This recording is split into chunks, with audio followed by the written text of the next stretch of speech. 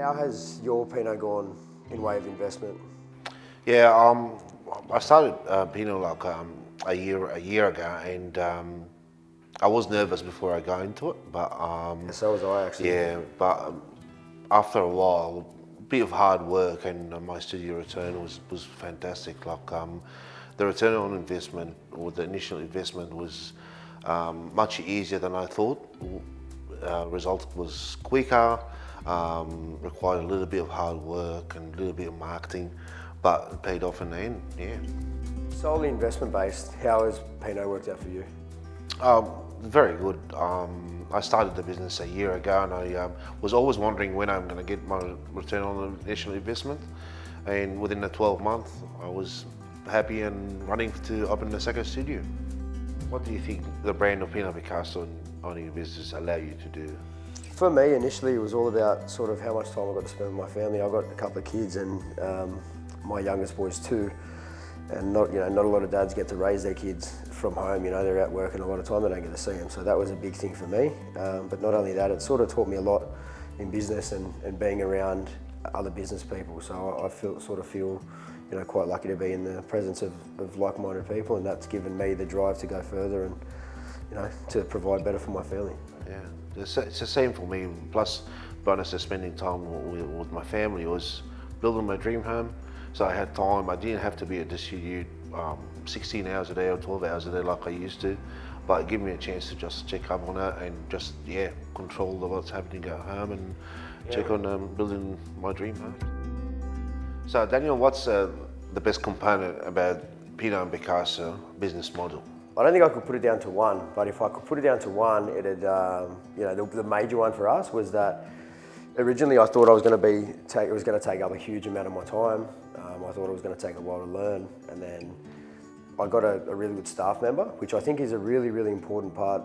The number one thing that we've worked on is that if you employ people to do something they love, it's a lot easier to staff it. We felt like half the battle. And the type of work as well too, like the type of job that you have, it's not really, it's fun time. Yeah, and generally they'd be at home drinking wine, doing the same thing, not getting paid for it. That's what we figured with them, and we actually had a laugh yesterday because we had our first person calling sick since November, and really? we run 5, 6, 7 classes a week sometimes, and it was we're having a bit of a laugh between myself and my manager because we had our first sick person in 7 months out of 7 7 sessions a week.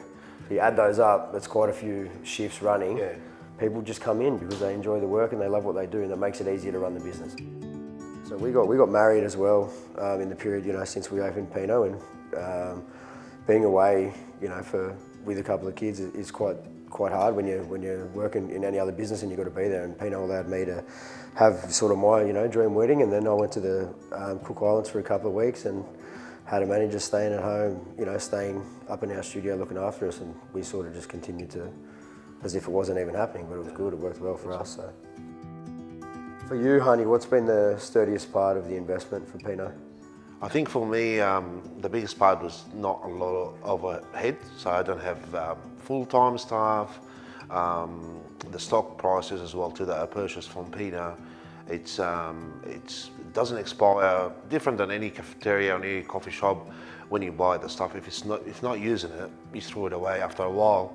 With Pinot, during COVID, I think that the studio shut down for 6 weeks or something, or 8 weeks, and get back to the market once everything is open again and nothing, still using it, 100%. Yeah, we were similar. We didn't sort of even think about the stock, to be fair, until you just said that. But what we did think about was, the fact of the royalty, with a lot of, what we thought was going to happen, and the fact that no one had a glass ball to see what was going on.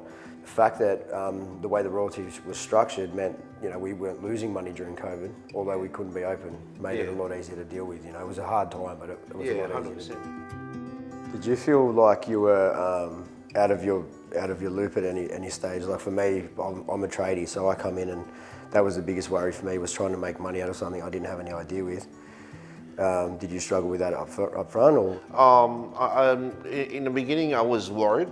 And I thought, I'm going to this business. I used to be a site manager for a transport company, and I didn't have idea about art, and I just had a faith in the brand, and yeah, moved forward and just learned as I go as well too, with the support of the head office.